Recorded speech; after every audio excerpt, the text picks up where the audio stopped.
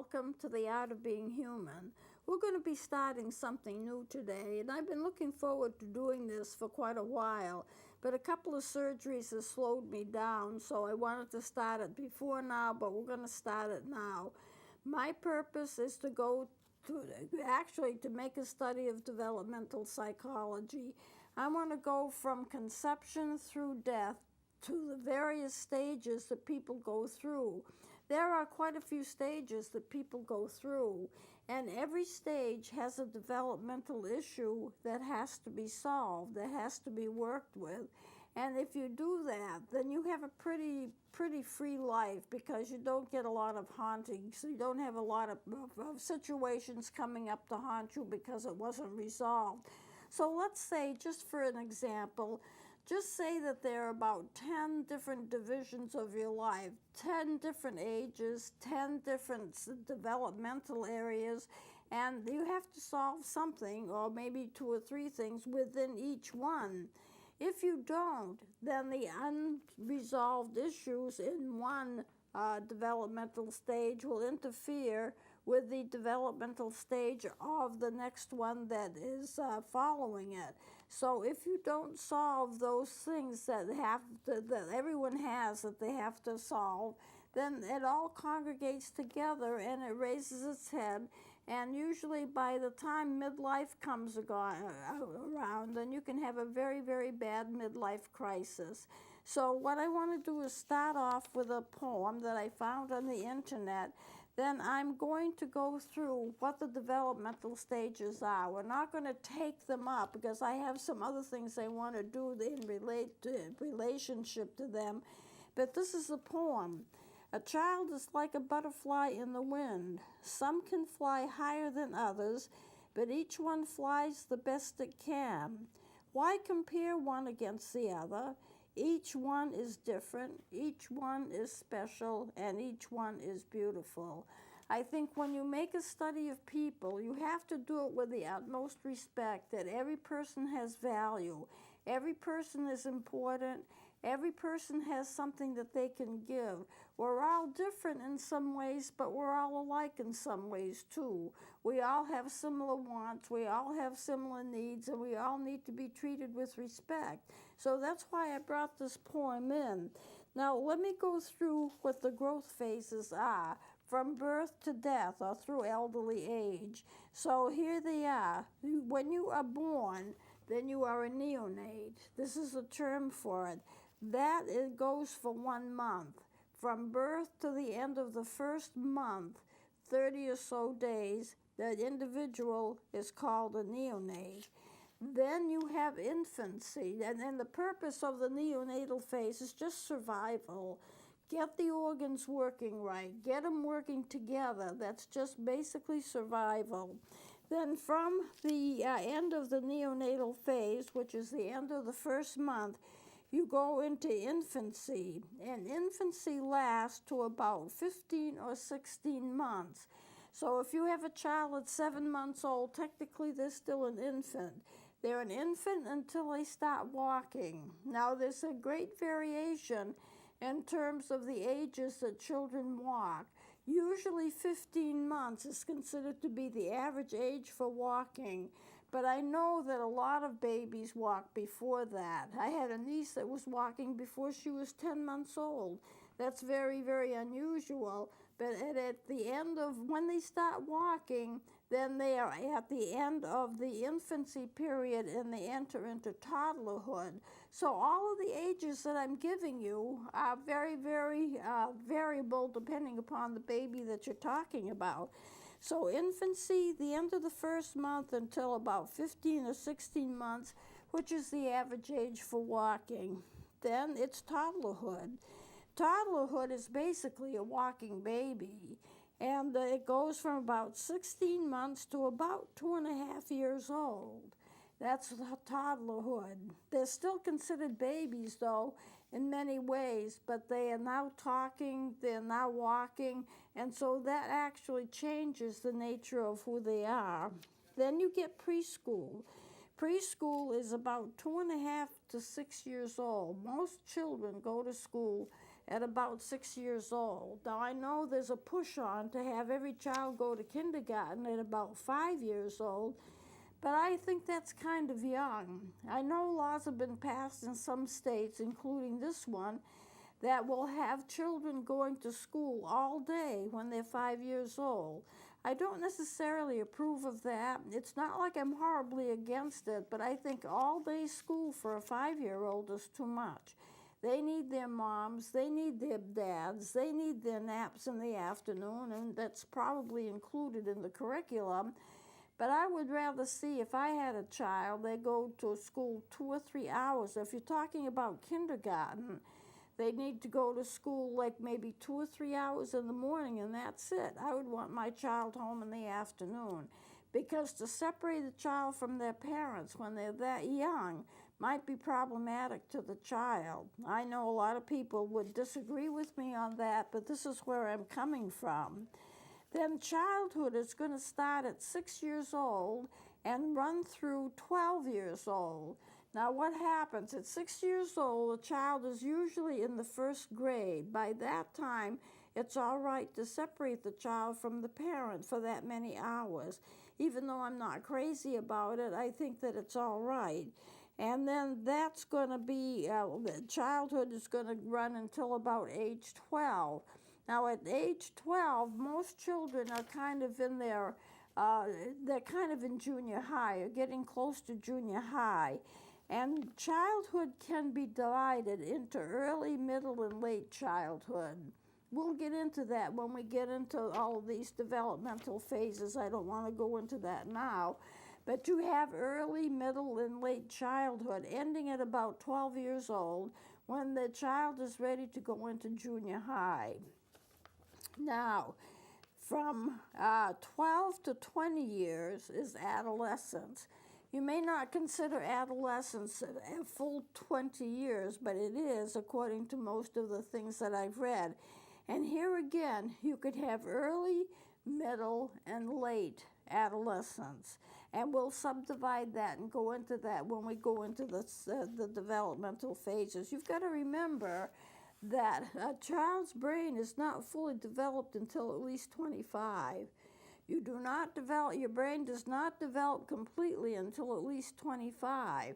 So even though a child is kind of an adult by 20, they still have a good 5 years to go before the brain is developed. I don't know how many parents have said to me, why does my adolescent do so many stupid things? They just don't seem to have any common sense. They can't have a lot of common sense because the brain isn't developed enough to do it. So if you have a child, especially a teenage child, that doesn't seem to be making sense in what they do, and they take risks, and they don't seem to understand that there are consequences to the risks that they are taking, well, their brain isn't developed enough to fully understand that. That's why they have parents, to teach them the things that their brains are too young to comprehend.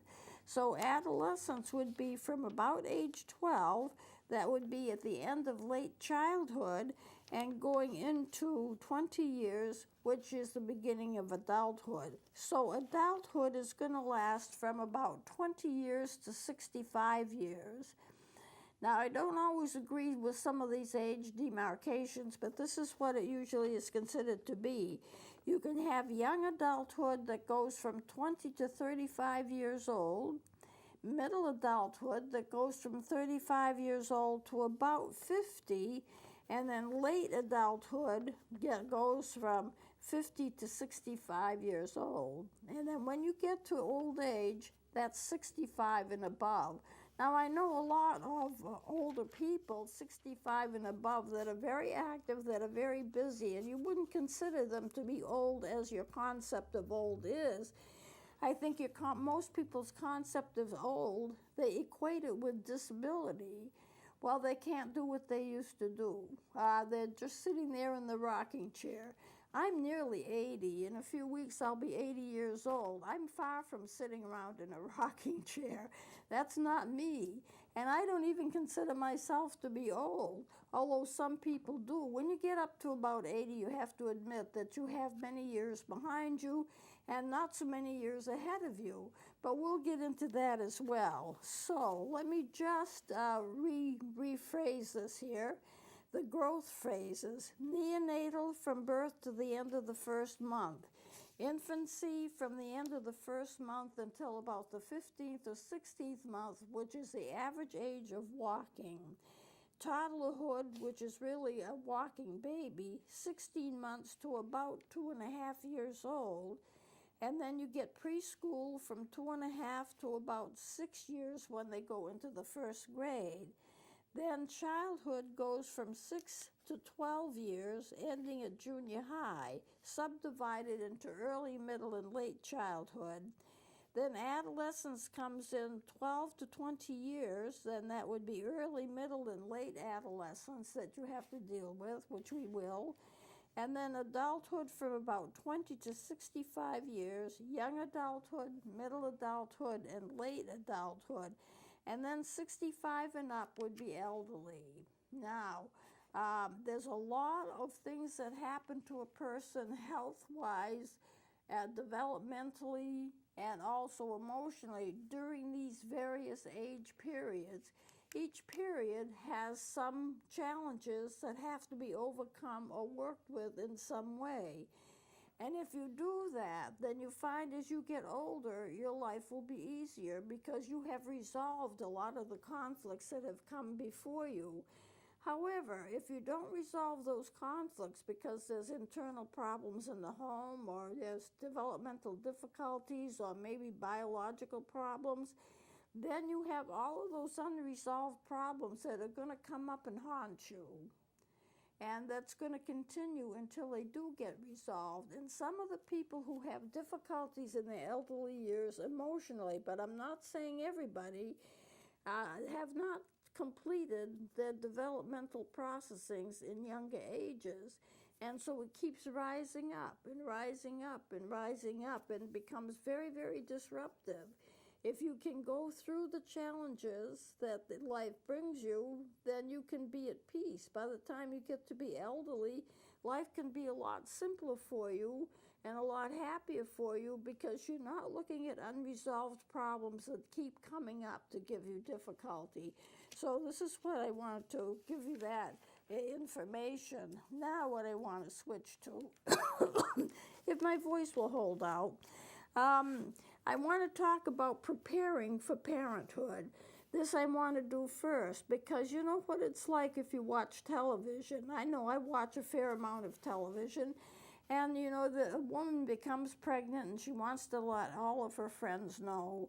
And so therefore she has a party and she puts a bun in the oven and she says, "We have a bun in the oven. What does that mean?" And they go through all of these things. It's like a party atmosphere. Then when people catch on to the fact that she's pregnant, they hug her and they laugh and they cry, especially the grandparents who always want grandchildren, it seems. And so they're, you know, it's just an amazing thing. They're just so happy and filled with joy because the new baby will be born. Well, there's a little problem that's not completely realistic. I mean, it does exist. People are happy to become pregnant. Some try to become pregnant for years before they successfully make that transition into motherhood or fatherhood. But there are some people who are very ambivalent about having a child. They either don't want the child, or they didn't want it when it came, or it came too soon, or it came at an inconvenient time. I don't know when a convenient time is to have a child, because once your life is changed, once you have that baby, your life is changed forever. You are now a parent, and that doesn't quit. You can be 75 years old, you're still a parent. You're still trying to, in some ways, parent your child. So there's a lot of ambivalence. There are a lot of people who just aren't sure. They want children, but they want them later. Or they wanted children, but they wish they had them earlier. So the fact that everybody's happy and joyful about having a baby or baby to come, that just isn't the case for many people. And so I want to go into this because it is perfectly normal. If you know that you're pregnant and having a baby, you may be joyful in one way, you may be kind of apprehensive in another way. It's not unusual at all to have mixed feelings about pregnancy, whether you want another one, whether you don't want another one, whether this is the first one and you've been trying forever to have it, and finally it's coming to pass. There's lots and lots of mixed feelings that go along with pregnancy. And remember also, as you are pregnant, there's tons of hormonal changes that happen to your body, even from the first. You know, I had a professor, one of my friends, when I was a college professor, and I used to disagree with him a lot about some things. He said, well, you know what, if you don't want a baby, you can always have an abortion. It doesn't matter because the baby isn't alive until it's born. Now, this guy was a biology instructor, and I never understood why he would believe that, and I used to take him to tax for that. You know, as soon as one cell, the egg, the ovum, has a sperm and they unite, those two cells become one cell. And then what happens after that? An immediate cell division. What you have is the little cell subdividing, and it subdivides very regularly, very predictably. So one cell becomes 2, 2 become 4, 4 become 8, 8 becomes 16, and you have very rapid cell division. You would not have that kind of growth in the woman's body if it wasn't alive. So to say that a baby isn't alive until birth is just nonsense as far as I'm concerned. And so therefore, because you have all these internal changes and the baby is growing and developing, that's going to affect your emotions. It's going to affect the emotions on your life, your regular life, but it's also going to affect the emotions that you have during your pregnancy. And you may be much more moody, and there may be a lot of other things that go on too in terms of your mind and how your mind is feeling and what you're doing, because there is growth there.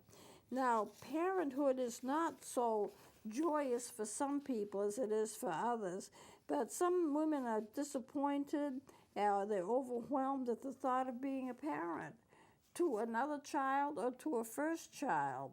And so therefore, don't just assume that everybody is just really just out of the moon with joy because they're going to have a baby.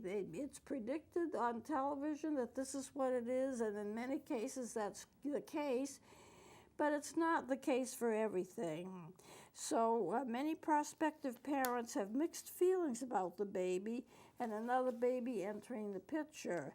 And the other thing is they tend to feel guilty if they're not 100% happy with being pregnant. And then what happens then is that they become overprotective of the baby when it's born because they're overcompensating. They didn't fully want this child, and they were apprehensive about having this child. Now they have this child. They feel guilty because they didn't want to have a child, at least then. And so as a compensation, to all of that, they tend to be overprotective. And the child gets to have a lack of freedom, and they don't allow the child to grow normally as it would because they're constantly protecting him. Why? Because they're covering their own guilt because they weren't sure that they wanted this child to begin with, or they didn't want it at the time that they had it. You never stop to think about that, but older children are affected too. People who have their babies, when they want to have their babies and they can plan for it and it comes to pass as they plan, have a completely different experience in pregnancy than the women who just became pregnant and so they kind of have to put up with it, and this changes their life, but it wasn't planned for, so therefore they have a different, more negative experience than parents who have planned for and have the babies when they want to have them. I know a lot of women say that, but that doesn't mean, I want to make this statement clear, that doesn't mean that they're not going to love their babies. I talked to a woman who said that she did not plan to have another baby, and she was disappointed when she was pregnant because she really didn't want to have another child. And then she says, but now I love her so much. I don't know what I'd do without her. I'm just so thankful that God gave me another child when he did. And so, it's possible to adapt, it's possible to change, but if you feel that you're kind of apprehensive, that you have mixed feelings about having a baby, that is not unusual at all in a pregnancy. And the thing is, when you know that it's all right to feel overwhelmed, that this is a normal thing, then you can let go of the guilt that you have because you feel that way. We get to the point where we think we need to feel a certain way because that's acceptable, and if we don't feel that way, it's not acceptable.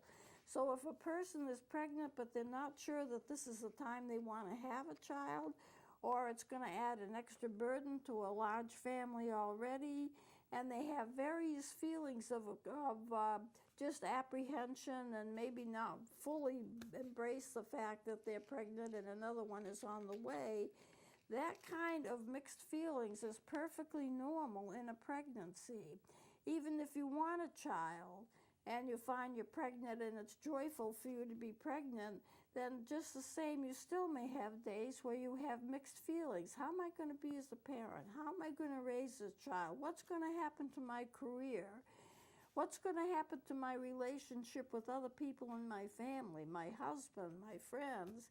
There's all kinds of mixed feelings that you can have. That's a perfectly normal part of being pregnant. And so if you do feel that way, you don't have to feel guilty about being that way, because that's a part of the hormonal changes that you undergo. It's a part of your body changes that you undergo. And so don't feel guilty if you feel that way. It's perfectly natural to have mixed feelings. It's like when you move. When you get that new job, you've been waiting for it for a long time, and finally you were chosen, but it means you have to make a transfer, and you're going to be 1,300 miles away from where you were before, or you have to move across the country. There are going to be times when you're going to feel good about that. Oh, I'm so happy I got the job. I can't wait to get started. And then the next minute you're going to feel frightened. I don't know if I'm going to do well. I don't know if this is going to be good for me. I've committed to it. I've got to do it now, but now I'm unsure about it. Mixed feelings, positive and negative, in pregnancy or in other situations in life, are very, very, very normal. So I'm going to close it here, and we're going to continue with this next time because I'm almost out of time and I want my voice to last. So therefore, we'll close it here, and I'll continue with this next time. Please join me then.